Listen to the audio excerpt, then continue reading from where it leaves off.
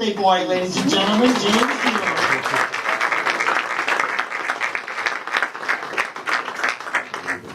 She did it again today. Good God Almighty. Every single one of you. Every one of you. God bless you all. I have for some time now adopted a philosophy that on our birthdays, instead of receiving gifts, we should give a gift. Give a gift to someone special, to as many special as people that we know, that we can.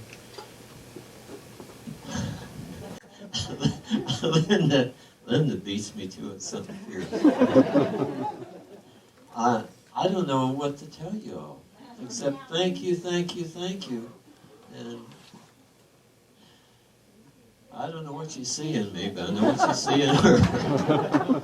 Thanks, James. And you know, since you started that trend of giving gifts, we would all happily accept a sculpture.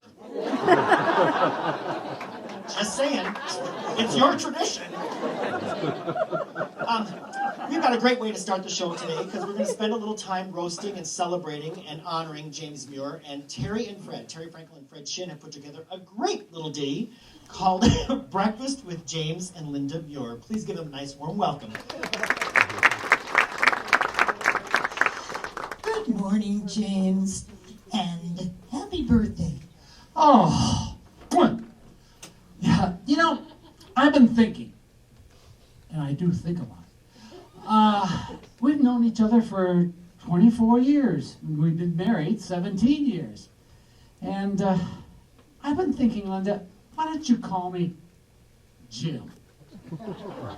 Oh, James, you're just as handsome as you were when we met in 1991 in my gallery.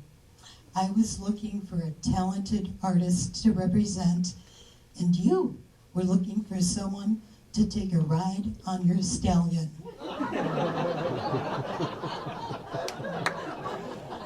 Oh, yes, my stallion. That was my motorcycle. You were wearing your Raiders of the Lost Ark hat. And I still wear it. I still wear it. Same hat. And when we first met, you would talk for hours and hours and hours. And I would listen intently. I tell all my friends that that was the last time you listened intently to me. And again, would you call me Jim? Yes, James. And 7 years later, we were married on the 4th of July, the day our country won its emancipation. And I lost mine. And since then, you've become a world-famous sculptor for allegorical art, symbolic of dignity, courage, honesty, justice, truth. You pay meticulous attention to detail. Well, I am very analytical. Well, some might say analytical.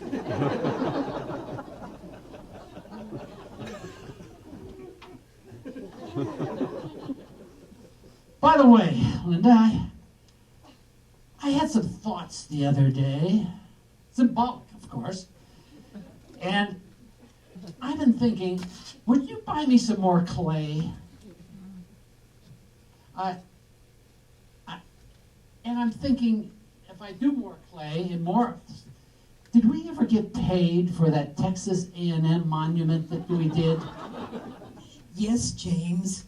We bought this condo at Park Place. Oh, that's right. Oh, yes. And James, who could have imagined that you as a young kid growing up in Indianapolis playing cowboys and Indians would end up as a cadet at West Point and serve 6 years in the Army and Air Force, and then load up your horses in 1980 and head to Sedona to sculpt a life-size bronze horse in front of the world-famous Cowboy Club, where the Cowboy Artists of America began. Did we ever get paid for that horse? Yes, James. Well, all right. And I'm going to ask you one more time. Would you please try to think about calling me Jim? And here we are today, 3.5 decades of sculpting with literally hundreds of friends, over 100 sculptures, 60 of them life-size and monumental.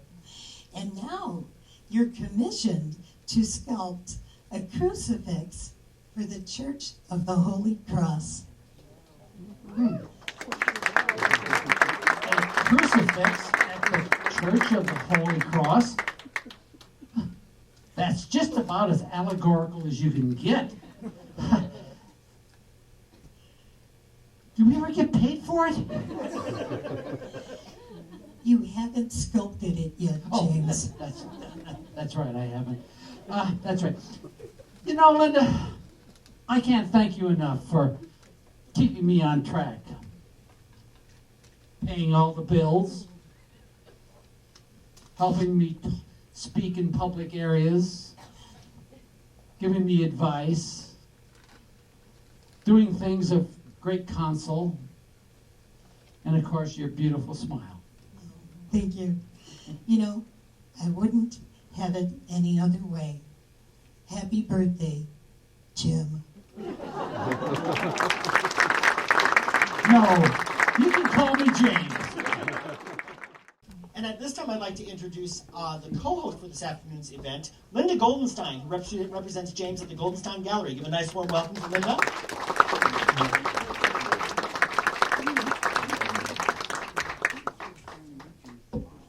And it's appropriate that Linda is hosting this with me, as after all, I don't know if any of you noticed, the stage is named after her. The Goldenstein stage here at the Mary D. Fisher Theater. And it's the first time she sponsored the stage. She wrote a big check to sponsor the stage. So give it up for Linda. Thank you, Linda. Very cool. It's very exciting to be here and to celebrate James. And of course, every time we celebrate James, we celebrate Linda too, because don't they just go hand in hand for all of us? We love you both so much. And James, don't worry. I know 70 is a big birthday, but they're saying 70 is the new 40. And I'm going with it. So Linda told us that you tend to spend the night before your birthday and your birthday night like stewing and waiting up until midnight and then stewing until after midnight. Did that happen last night? Are we on track? Good, good. And you're on track because tomorrow's your official day. So you've got one more night of stewing, yes? Okay, good. Don't forget you're getting old. Just saying. And now, you have nothing to stew about. I got to share a personal story with you, and I am not making this up. I was trying to think of what to say today. Yada, yada, yada. I was at Disneyland with the kids over Thanksgiving. I just got back last night. And I was in the store. My son, remember that, son, it comes in later in the story, is a freshman at the College of William & Mary. So I had a College of William & Mary shirt on. I was shopping in the Disney store yesterday before we went home to get all the things for Christmas. This couple who had to be in their 70s or 80s walked up to me and said, "Oh, isn't that nice? You're doing the grandparent thing too, like we are." I said, "Yes, bitch, I am." No, I'm kidding. I didn't say that. Sorry, it's a kid's show. No, but seriously, I'm 48. You're 70. Get over it. And that's an honest-to-God true story. It happened yesterday. I wanted to cut my head off and dye my hair blonde. But I'm very grateful to have been asked by Linda to host Linda and I host this because, some of you may not know, I have my own James Muir Oscar. James sculpted this for me, and they presented this to me at the opening night of the film festival last year at the Earth, Wind & Fire concert. So I live with this. I live with you on my desk every single day, and I'm very, very, very honored. And then I go home, and I live with James because my kids were sculpted. They're in front of the Red Rock News and in front of my house. Lady Liberty and Liberty Truth. Let Freedom Ring, my sons. And my nephew Kyle is also the newsboy in front of the Red Rock News. So you've been a very important part of our life. And the Goldenstein Gallery. So if you want to see them and you don't have the gate code to get into my house, go to the Goldenstein Gallery. But we're very honored. You're a very, very important part of our lives. So it's with great pleasure that we're hosting this with you today. So thank you, James. And Linda, you get to represent this man every single day. How cool is that? You know, it's fabulous, I have to say, because, well, first off, you know, we were asked to come and roast James, and I tried to think of things that I could roast you about, but you're so nice, and I was having such a hard time with that, and I decided that instead, just to come and tell you how much we love you and how honored we are to have you at our gallery. You know, I first met you and Linda, you may not remember, I think it was in 2001 in San Antonio, Texas, at a show that the Cowboy Artists of America Museum used to have out there. Remember that show? So we were all out there, and you made such a strong impression, both of you did, at that time, because of your strength and your nobility. And I think you all agree when I say nobility in referring to James. It was just so great to talk to you even briefly in this crazy sea of people in this space. There was this calm island of the Muir sculpture and James and Linda, and we spoke, and never knowing that we would be working together all these decades later, and here we are, you know, a decade and a half later. And when we were first discussing you all coming to the gallery, I was just so honored at that time, and we remain so honored to have you there. And everything that you bring, because it's not just the sculpture, it's our whole relationship, it's all the story, all the truth, the search for truth. And we thank you deeply from the bottom of our hearts for being a part of our lives. Thank you. So if you would like to say a few words about James, you do not have to feel any pressure, but we would love to share some heartfelt stories, maybe some embarrassing things. It's totally up to you. You don't get cake unless you do, but that's okay. Steve, want to start us off? Are you okay with it?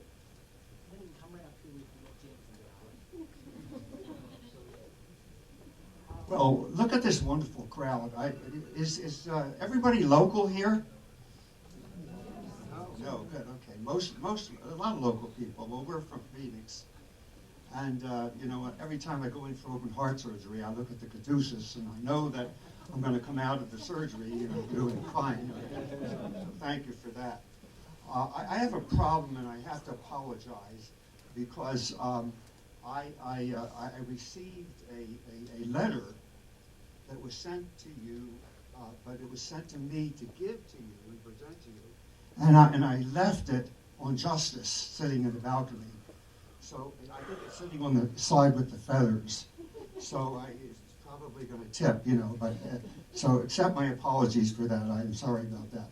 But this letter is from Hillary Clinton. I know one of your favorite people, and we know that James is certainly not political at all. And she, I can't remember everything, and I tried to put some notes down here to remember some of the things she wanted to thank you about because of your support. And she was very happy about the fact that you liked big government. And she was thrilled about the fact that he was willing to cut the military down to 10,000 people in total. And she's really thrilled about that one. She has no problem with going for that you agree with 24 trillion. She says that's a good ceiling to go for. So she's happy that you agree with that. And she says, by the way, in case you want to see it, she thinks she can get a copy of his birth certificate. So in case you want to. She particularly mentioned something about the fact that the red lines turn into white. I know something about Obama's red lines that just doesn't seem to ever happen. You know, I don't know. I'm confused because I don't understand all that kind of stuff. And and she also said something about she was thrilled that you weren't worried about the JV of the ISIS attacks, etc. So I share that thought with her. And finally, she wanted to thank you for the $1 million donation you made to her campaign. So.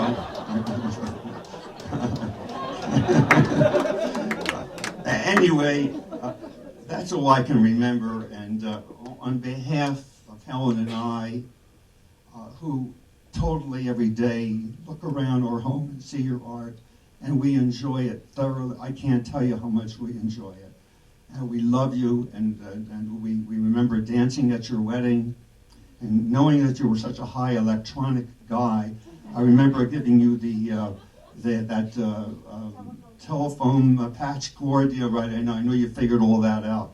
Anyway, we love you. Happy birthday.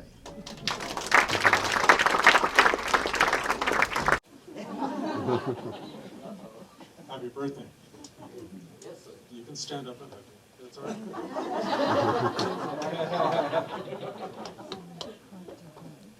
Now, show a little class and take off your damn hat. We're inside the building.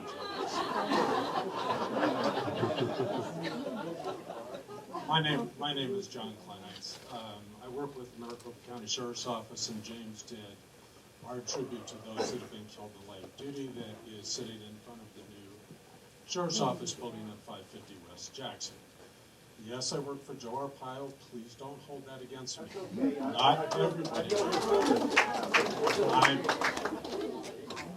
We can certainly send it to you. But I'm not here to talk about Joe. I'm here to talk about James. It seems to me that in listening to the skit this morning, which was absolutely excellent, there seems to be a very common theme with James. Have you ever noticed that when you ask him a very simple question, you're done for the rest of the afternoon? James met Joe Arpaio at a book signing. Arpaio wrote a book, and James wanted to give a signature on it, so he went in. He met him. Arpaio told him that I was trying to put together a memorial to those that have been killed in the line of duty, and James said, well, hey, I'm a sculptor, and Joe said, well, you ought to call John. So I think John called James, or however. So he gets on the phone, and I said, hi, this is at the time Sergeant John Kleinites. I understand that you're a sculptor. And he goes, yes. And I says, well, I'd certainly like to meet you and sit down and talk about some concepts, Jim.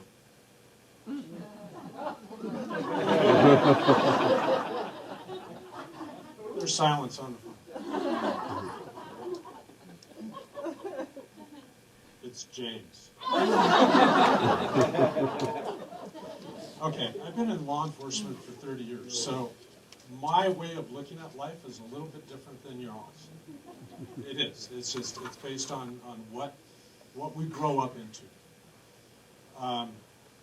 First thing I thought of was, dude, get over yourself. So we have this meeting, we sit down, we have some very, very fruitful conversations. And they were great, and I truly loved the time. And that was the second time I asked him, so what do you do? Oh my God.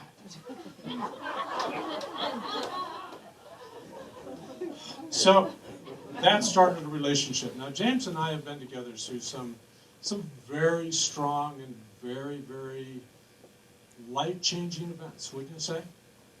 It's a good thing you're nodding your head yes. But those are the things that tend to draw us closer. But I truly have a different view of James than most of you do. I have listened to all of you tell you how much you love him, and God, he does great artwork, and he's just the best that needs to be around. I'm sorry. James, I don't see it. Here's what I do see. I see Linda Jo. I see Linda Jo. And had James not met Linda Jo, he'd still be back in Indiana throwing mud against his shack. Come on. I don't see. So, have any of you ever taken a trip with James? Oh, Linda, I'm not even going to start with you. A couple of you have? Well, that's great. I've had that. Yeah. Right after the sculpture was finished, there was an unveiling up at the Loveland show. And I got to tell you, that really rocked my world. It was the first bronze show that I've ever been to. But that's not what rocked my world. It was spending all that time with James. And I was so thankful that when it was over, it was just, anyway. Have you ever gone in and sat down in a restaurant with James? Has he ordered lemonade with you? Yes, lemonade. So what goes in the lemonade? Oh, thank God, I am not the only one. We sit down, and the waitress comes over and says, would you like something to drink? I said, yeah, I'd like a nice tea, Arnold Palmer, if you have it. James says, do you have lemonade? Yes, sir, we do. I would like lemonade, but I would only like 3 ice cubes. Really? Oh, and then dinner. So, there are certain things here I prefer not to talk about. I'm the one talking, all right? So, sit down, shut up. All right, you're already sitting down. Anyway, then there was dinner. There was a couple of dinners around the road. John, what do you want to eat? I said, you know what? A burger or a steak would be really good. Well, how about Italian? I'm not in an Italian mood. So steak or burger. Okay. So we pull into this town. Now, James has been on this route 100 times going to Loveland. So we pull into the city, and he's driving around. I said, James, what's the matter? And he goes, man, I can't find that burger shop I was thinking of. But, oh, there's the Italian restaurant that I want to eat at. Does any of this sound familiar to anybody? Oh, Linda, I love you. So that was the next night. So, John, what do you feel like for dinner? And it's a clue, law enforcement, you know. Okay, I was catching on. James, you know, I'm still hankering for that burger. So we drive into town, and he goes, you know, I don't know that a burger, but pizza would be good. John, I'm sorry, I can't find that burger shop. But, oh, look, there's the pizza. Here's what I found out. James does the same thing every single day. I am so glad to see that you changed your damn clothes. On that trip, I saw him on the same shirt and the same pair of pants for 4 days. And then I told Linda Jo about it, and she goes, oh no, he has 9 shirts and 9 pairs of pants, and they're all the same. True statement? Has anybody ever gone on a hike with James? Yes? I tell you, my wife and I, we live in Phoenix, so coming up to Sedona is absolutely beautiful. Oh my God, the hiking around here is just absolutely incredible. So I had the opportunity to go with James after I went and bought some really nice stuff at the hike. Yeah, huh? The hike house. Sorry. Cue cards are off back in the back. At the hike house. Well, anyway, so James says, you know, we'll do this hike. It's only about an hour and a half. And it's absolutely beautiful. Well, you all know if you live here, you get away from the main roads, you get out into some God's country. Would you agree with me? Yeah. It is absolutely breathtaking. I would love to find out what that would be like in silence.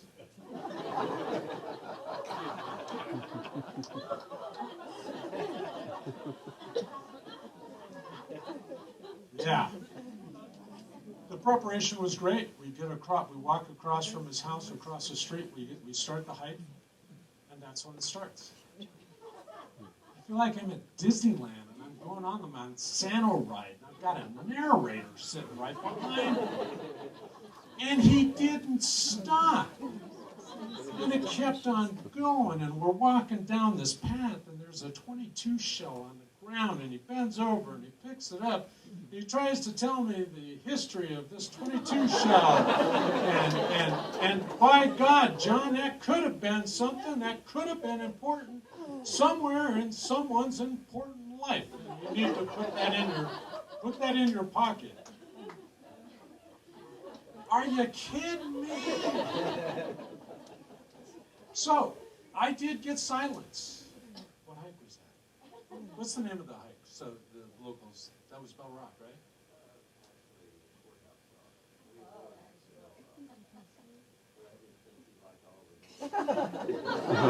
Oh, never mind. Jeez Louise. So it was a real nice hike. It was out in the back. it was just absolutely gorgeous. And then all of a sudden, James shuts up. And I'm thinking to myself, you know, I bet you that would have been a really beautiful hike in silence.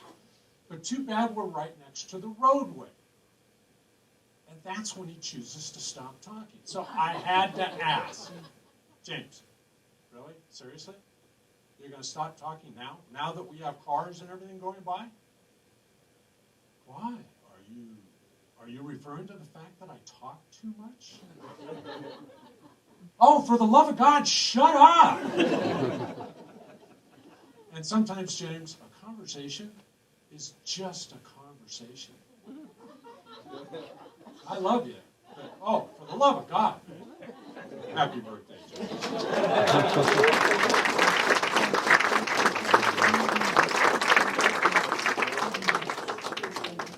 And I knew Jim when he was Jim, and that was before Linda changed him to James.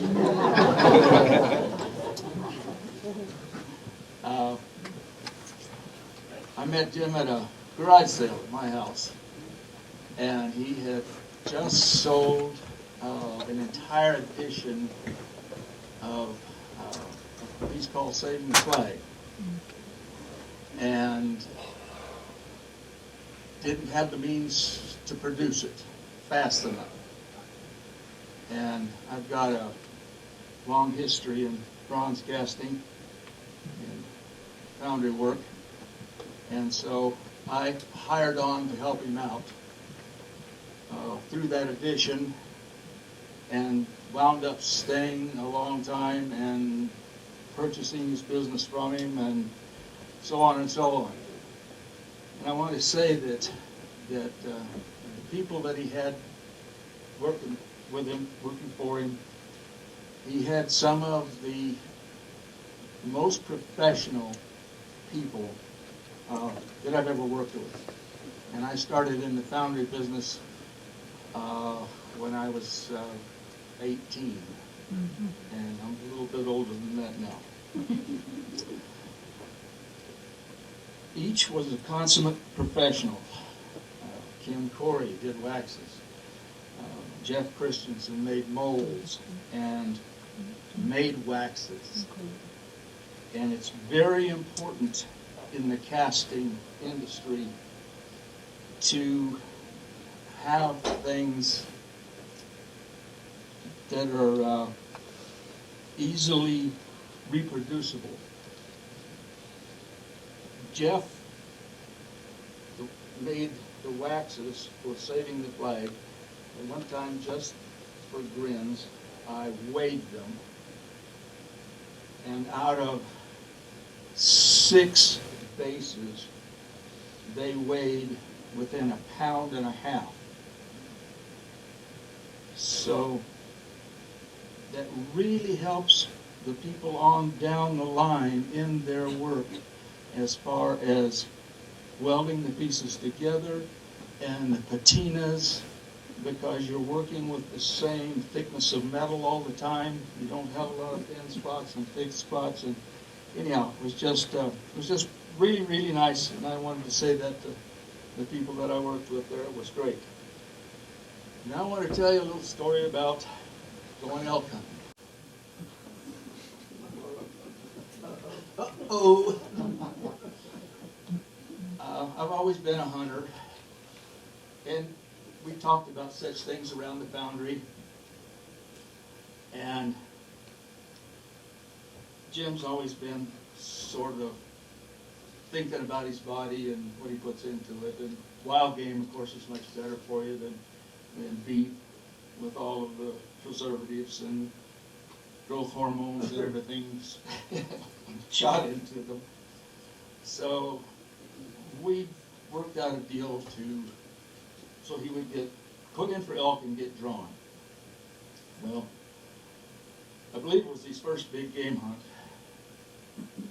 and he sighted in his rifle. Everything was copacetic.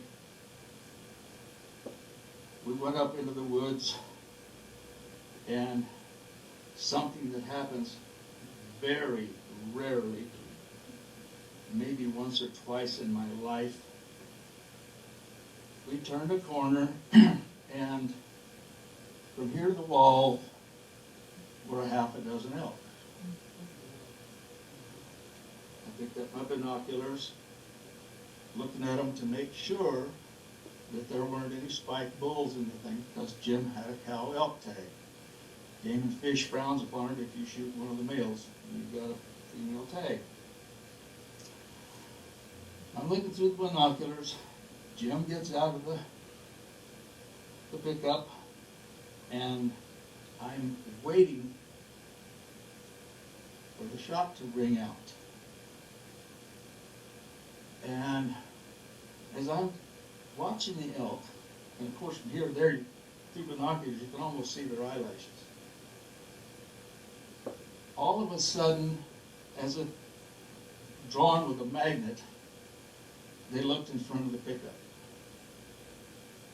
Well, what I would have done was open the door, leaned across the hood, picked the one I wanted, and shot it. Well, we had a conversation that morning. What should I shoot? A big cow for more meat, or a young, tender one?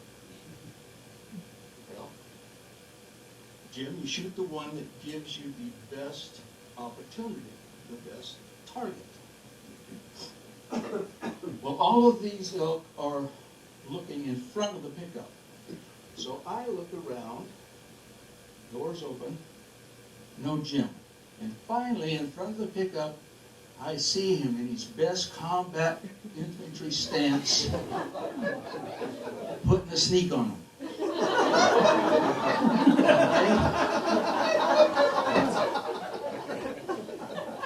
In his meticulous research, I've studied this in my mind for years. The only thing that I can figure out is in his research, you spot the animal, you stalk it, and then you shoot it. Jim had to get that stalk in there. And just about the time he got in front of the pickup, of course, the jig was up and the elk were gone.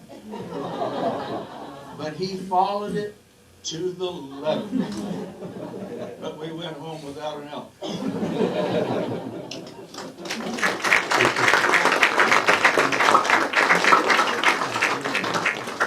I may be the newest friend, but I'm going to share something that I don't think many of you know about. I met James years ago because I purchased his book and had him sign it to a very dear friend of mine who's a prominent photographer. I was asked to help in the transition from them moving from their home to their condo. And of course, the art we all know, but something you don't know, his closet. My background was in fashion, and I'm going through to help, and I opened his closet. I have never seen anything so perfect in my life. Every jacket, every shoe. Now that's my memory, and it was beautiful. Happy birthday. Thank you, sir. He is analytical, isn't he? And to tag along with what John was saying, it was so fun. Now that you mentioned this, I didn't know how Ruby could be. This is so fun. So my kids, you saw them on the thing. They were the Lady Liberty and Justice for All. Let Freedom Ring, excuse me. And so they were going to pose at his gallery. And I don't know if any of you are also subjects of his sculptures, but you pose for hours. He takes a lot of pictures, but you're also posing for hours and hours. My kids are probably, 5 and 8 maybe, or something like that, when they did this. It was a few years ago. And he said, Dad, what are we going to do with this man in his studio the whole time? What are we, do we just stand there? We don't know if we should talk. I'm like, you won't have to worry. It's James. He will talk and talk and talk. And at the end of the day, you'll have absolutely no idea what he said.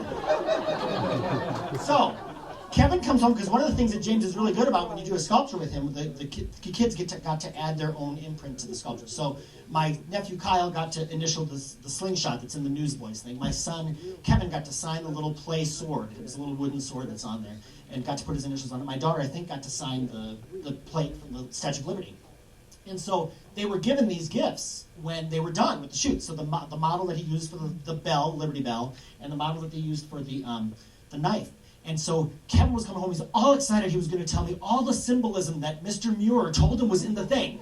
He got one sentence out, and he goes, "I can't remember anything else." And I said, "Well, did he tell you the rest?" He goes, "Yeah." And as only my son could do, he goes, "His lips were moving, and words were coming out. I have no idea what anything else meant." So thank you, James. And John, thank you for opening up the door for us to be able to share those stories. Thank you, thank you. Anyone else want to speak before Linda Mellahor comes? Chicago, right? You came from Chicago for this? Come on up. This is wonderful.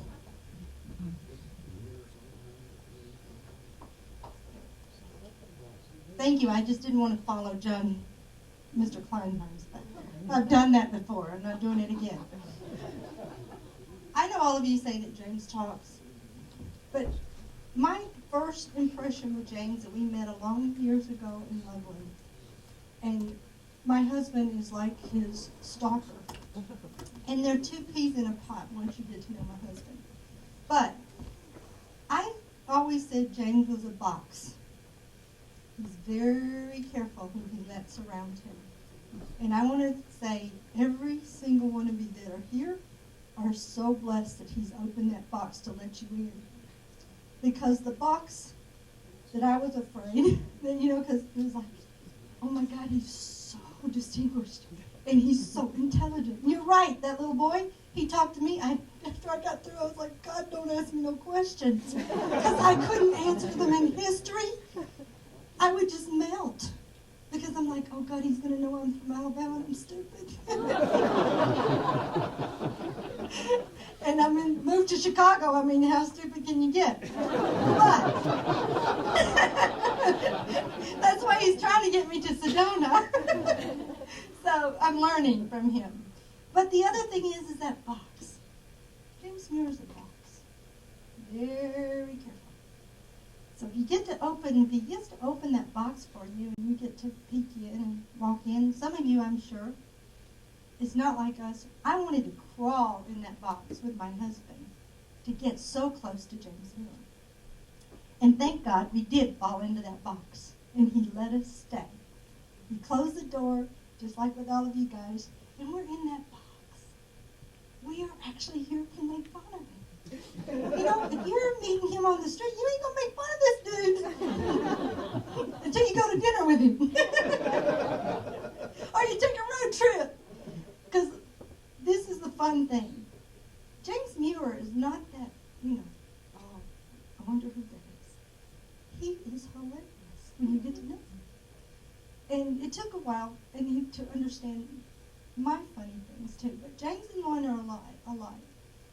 They want to give back for their birthdays, and my husband's done this for years. I've done it for years. If we could give back for our birthday.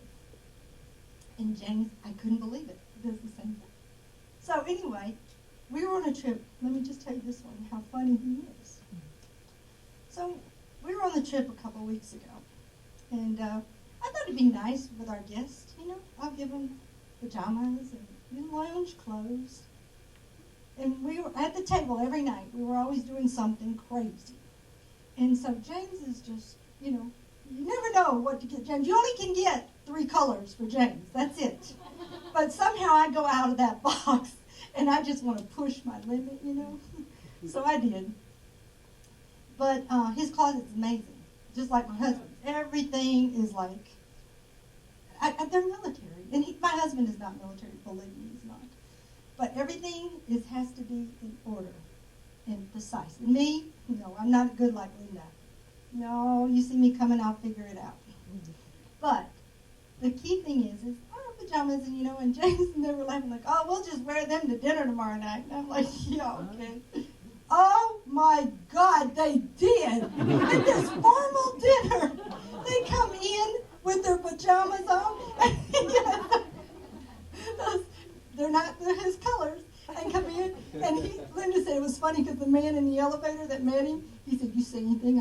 do. I knew then I was in the box with James Muir. He would never do this for anyone else, and I felt so special that night. But he is that funny guy. He is everything John said he is. I've been fortunate enough to do the journey with him. We've had so many adventures, so many opportunities that has come through my life with the way that I got to do to honor James with things that I never dreamed that I could have done. And I want to thank you from the bottom of my family's heart and for all the adventures that we're going to have from here on out, because I'm never coming out of that box.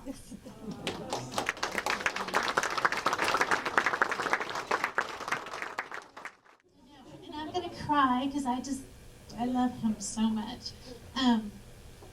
I call him Papa James because he's like my dad. He's very tender to me. He listens, but he's incredibly patient. Even though we have to be very patient with him, he's very patient with my loud, beautiful girls in our family. When we come over, we're just crazy loud and laughing, and sometimes we have to get his attention because he has his hearing aid off. And this Thanksgiving, my granddaughter got to go, "Hey, Papa James, over here!" And he's just looking at that. The reason his closet's so clean is because he brings everything to our house that he's done with. He'll show up with a car and go, "Do you want this?" And it'll just be a box of shoes that we've given him or something like that. But the most generous man, like you all know, the most loving, the most soft and kind. And I just want to let you know that we love you and adore you. And I'm so proud to call you Papa James. Happy birthday.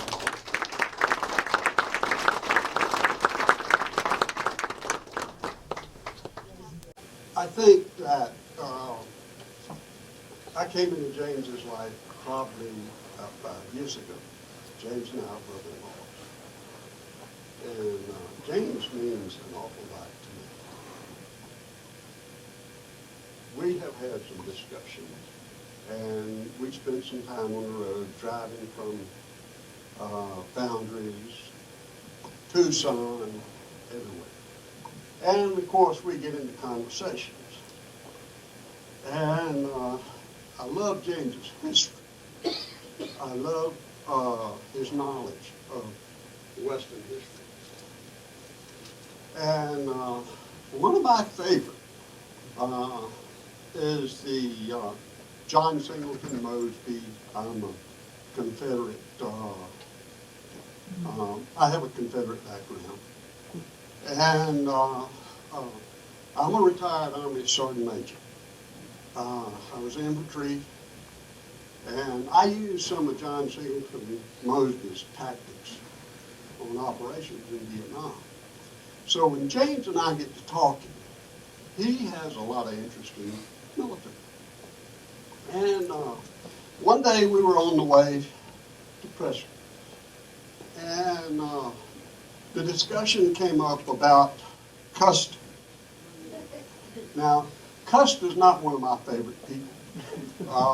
I'm a little more on the Confederate side.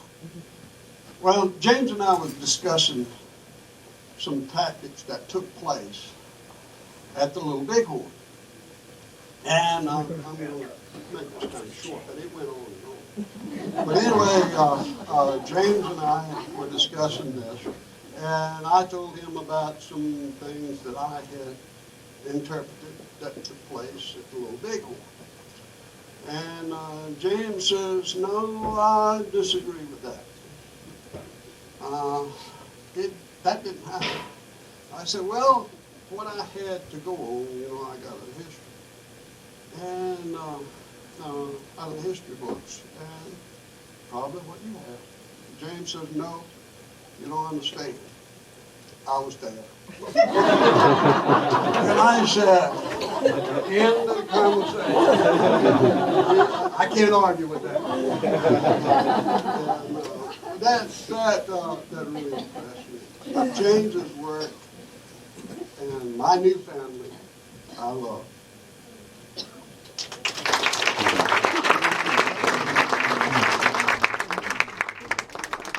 Thank you very, very much. All right, James, they're moving the cake in place. Would you like Now that you are over the shock, is there anything else you'd like to say to your adoring fans? But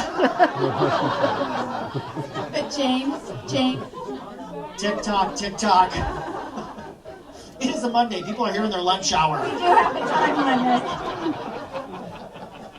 Come on up. I know I opened this can of worms, but it'd be wrong not to. He was in shock before.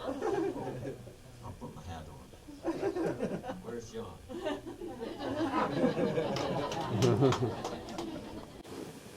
Yeah, there are just some people you can teach.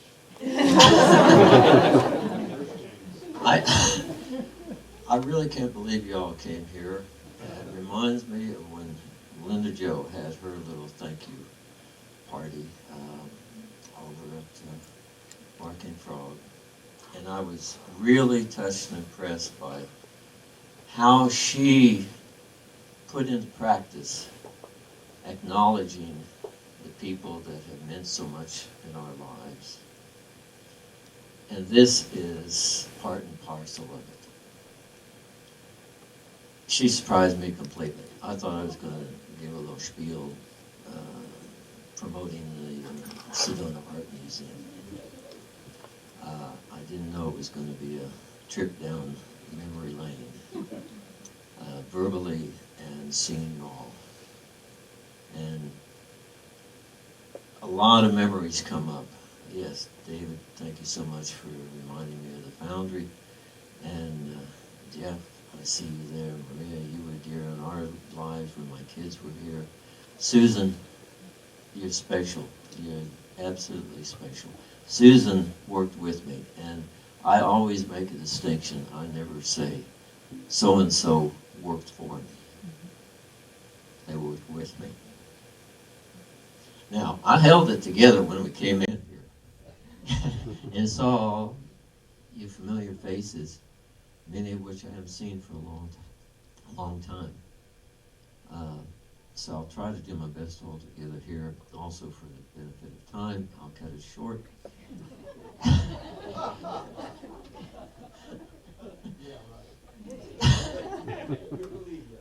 I will hit some of the most important things that I would like to say right now. And I thought about when Linda had her thank you, and some of you were there too. I thank you, each and every one. Most especially, I want to thank Linda Jo.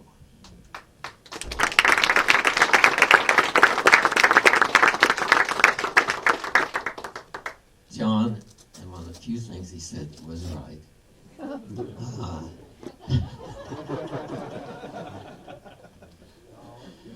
Had it not been for you coming into your life, into my life, at your propitious time,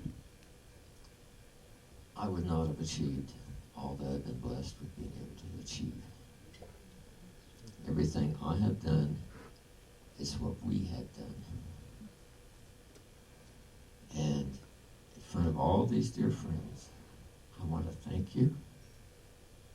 I want to pledge my love to you.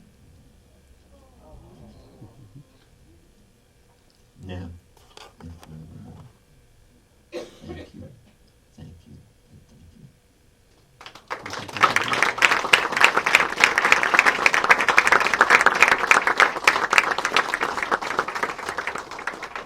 you. And one last thing.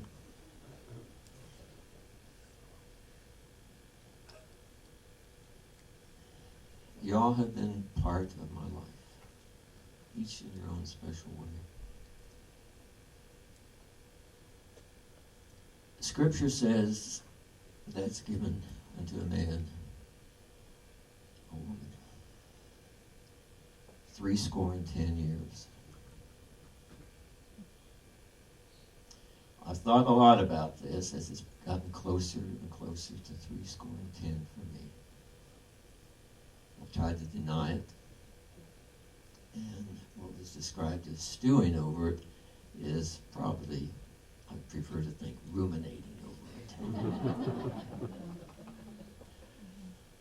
And I've come to the conclusion that 70 in my life. Now, I'll do my best to stick to this. That tomorrow, at 11:45 tomorrow night, will be the prime time of 70 years. I believe, and I don't know if any of you are familiar with Peace Pilgrim. If you're not, look her up. She's dead now. I've taken a lot of her words deeply into myself, and especially one of the things. She's devoted the last 30-some years of her life, penniless, absolutely nothing but the clothes on her back, walking almost 7 times back and forth across this country, spreading a message of peace. Peace between nations, peace between neighbors, peace in the family, and most importantly, inner peace. I have adopted a concept of the longest journey is the journey within. And that's why so few of us don't take that journey within, because it's a bitch. Pardon my language. Actually, that's canine talk.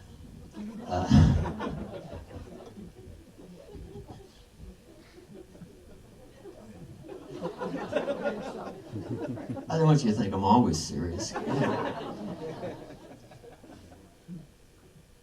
She said that when asked what made the difference in her life, what was the turning point?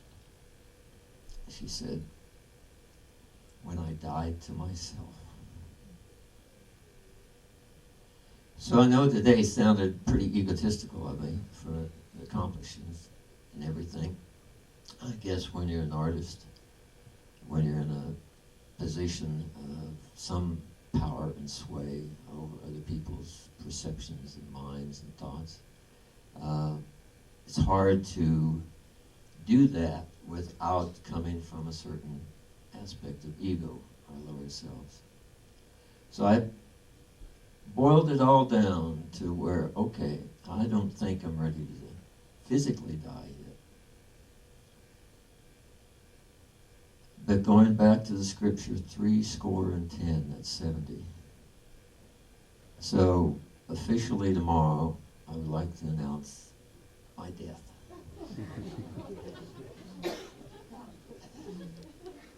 That one wasn't a joke. In my own way, that's my goal. When it said here, what's in the future?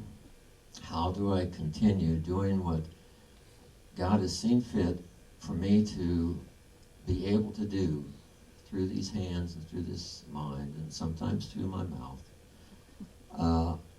How can I do it better? How can I serve better? In service to one, through service to all. That was the motto of the ancient followers of the Law of One in ancient Atlantis. They wore a ring that had the infinity symbol on it, symbolizing service to all, to all of God's creation, be it human, animal, the earth, anything. It's in service to others. You can only truly serve by losing yourself in the process. I hope to be able to serve better by dying to myself at 11:45 tomorrow night. So don't worry, we're not going to have a funeral. There'll be no memorial service. You got to see it all right now. The memorial service, you just heard it. In the funeral, I'll just be gone when I'm gone. But even when I'm gone, I'll remember each and every one of you. And thank God that you all came into my life. Thank you, James.